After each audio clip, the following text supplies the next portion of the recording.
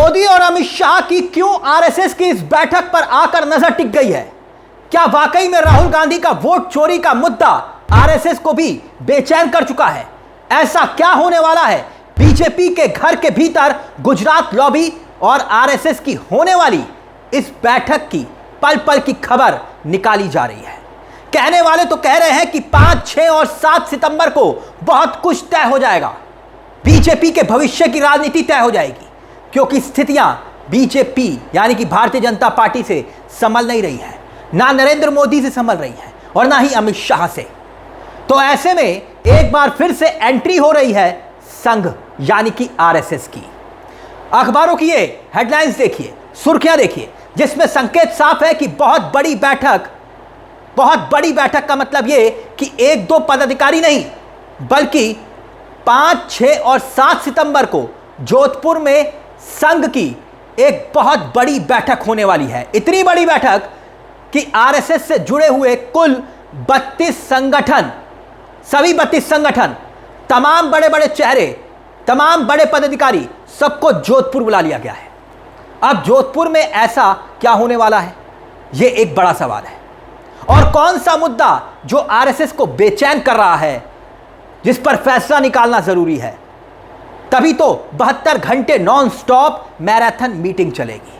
और उसमें सबसे बड़ा मुद्दा, वैसे तो सबसे बड़े मुद्दे कई हैं, मगर सबसे बड़ा मुद्दा होगा वोट चोरी का मुद्दा, जो राहुल गांधी ने आरोप लगाया और उसके बाद जमीन पर उस मुद्दे का असर, उसकी तासीर बिहार की राहुल गांधी की यात्रा में उमड़ी जनसैलाब और भीड़ दिखाई दे रही है। क्योंकि राहुल गांधी ने जो आरोप लगाया, इस आरोप से छवि धूमिल हो रही है। किसकी? मोदी सरकार की, भारतीय जनता पार्टी की, कि भाई वोट चोरी से सरकार बनी है। अब कैसे उससे निपटा जाए, इसको लेकर आरएसएस का यह मंथन होने जा रहा है। खबर ये कि मदरसा बोर्ड को लेकर जो माहौल बन रहा है, उससे कैसे निपटा जाए, उस मुद्दे पर भी विचार मंथन होगा। खबर 2। अब खबर तीसरी ये कि जो 75 साल वाला नियम मोदी जी ने खुद बनाया था, वो नियम क्या उन पर लागू करना है या नहीं करना, उसका हल कैसे निकाला जाए। 17 सितंबर को प्रधानमंत्री नरेंद्र मोदी 75 साल के जो होने जा रहे हैं। और सबसे बड़ी बात ये, एक और बड़ी खबर, बड़ी बात यह कि भारतीय जनता पार्टी का राष्ट्रीय अध्यक्ष कौन बनेगा। अब याद कीजिए, चंद रोज पहले ही दिल्ली में एक सीक्रेट मीटिंग हुई। किसकी? संघ प्रमुख मोहन भागवत और शिवराज सिंह चौहान की। और माना जा रहा है कि यह लगभग तय हो चुका है कि यह सामान्य मुलाकात नहीं थी। 45 मिनट तक दोनों के बीच बंद कमरे में बातचीत हुई है। और अब 3 दिन तक समन्वय बैठक, 3 दिन तक अहम बैठक संघ की ये जो होने जा रही है, वो जोधपुर में होने जा रही है। तो क्या शिवराज सिंह चौहान का नाम लगभग फाइनल हो चुका है, या फिर जोधपुर जहां मीटिंग तय है वहां से वसुंधरा राजे भी आती हैं? और बहुत इंपॉर्टेंट चेहरा है वसुंधरा राजे, वो भी राजस्थान से ही आती हैं। और आप जानते हैं वसुंधरा राजे भी इस वक्त बड़ी नाराज हैं।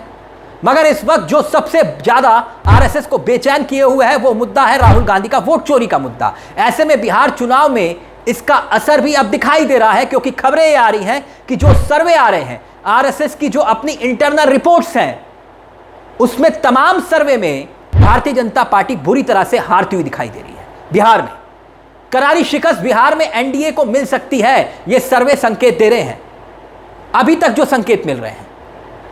और क्या इसीलिए ये अचानक मीटिंग रखी गई है, वो भी 3 दिनों तक, 5, 6 और 7 तारीख को। और ये मीटिंग जो है वो जोधपुर में है। बात इतनी नहीं है, अब मीटिंग की टाइमिंग पर गौर करिए। मीटिंग की टाइमिंग क्या है दोस्तों? क्योंकि 5, 6 और 7 तारीख को बैठक होगी, मैराथन बैठक होगी, और उसके ठीक 1 दिन के बाद क्या होना है, 9 तारीख को उपराष्ट्रपति पद का चुनाव होना है, वोट डाले जाएंगे। तो आप कहेंगे इससे उपराष्ट्रपति पद का क्या लेना देना है? क्योंकि उपराष्ट्रपति पद का जो चुनाव है, उस पर मंथन इसलिए होगा क्योंकि कहा जा रहा है कि संघ के जो करीबी अपने सांसद हैं, आरएसएस की पृष्ठभूमि वाले जो सांसद हैं, वो बीजेपी में अपनी अनदेखी से नाराज हैं। तो क्या उनकी नाराजगी को दूर करने की कोशिश, प्रयास भी इस बैठक में होगा? अब वो नाराजगी कितनी दूर होगी, ये तो सांसद ही बता सकते हैं जो नाराज हैं। अब आप गौर कीजिए, हाल ही में जो कॉन्स्टिट्यूशन क्लब के चुनाव हुए थे, उससे आम जनता का कोई लेना देना नहीं। मगर जो संदेश गया था, क्यों ऐसा संदेश गया कि बीजेपी में दो फाड़ है, वो इसलिए क्योंकि दोनों प्रत्याशी बीजेपी के थे। एक बीजेपी के मौजूदा सांसद बड़े चेहरे राजीव प्रताप रूडी और दूसरे पूर्व सांसद संजीव बालियान, जिन पर अमित शाह का आशीर्वाद था। दोनों के बीच में चुनाव हुआ और हैरान करने वाली बात यह रही कि जिस तरीके से राजीव प्रताप रूडी चुनाव जीते उसने सबको हैरान कर दिया, क्योंकि अमित शाह का खेमा चुनाव हारा था और यह एक बड़ा मसला बन गया। दो सवाल सबसे बड़े हैं। बीजेपी का राष्ट्रीय अध्यक्ष कौन बनेगा, और नरेंद्र मोदी अगर हटते हैं तो 17 सितंबर के बाद उनका उत्तराधिकारी कौन होगा। ये तमाम सवाल हैं। संघ के मन में अब क्या प्लान चल रहा है ये कोई नहीं जानता। सबसे बड़ी बात ये कि बिहार में, क्योंकि बिहार एक बहुत बड़ा चुनाव के नजरिए से बहुत बड़ा राज्य है, वहां मात हुई तो फिर इसका असर उत्तर प्रदेश में होगा, क्योंकि उत्तर प्रदेश में भी चुनाव होने हैं और दूसरा सबसे बड़ा चुनाव उत्तर प्रदेश का होगा। और उस पर भी मंथन तो होगा कि योगी आदित्यनाथ का चेहरा बरकरार रखना है या फिर बदलाव करना है, या फिर जैसा चल रहा है वैसे चलने दीजिए। क्योंकि बात यहां पर यहीं खत्म नहीं हो रही, क्योंकि उत्तर प्रदेश में भी अभी प्रदेश अध्यक्ष का चुनाव नहीं हुआ है।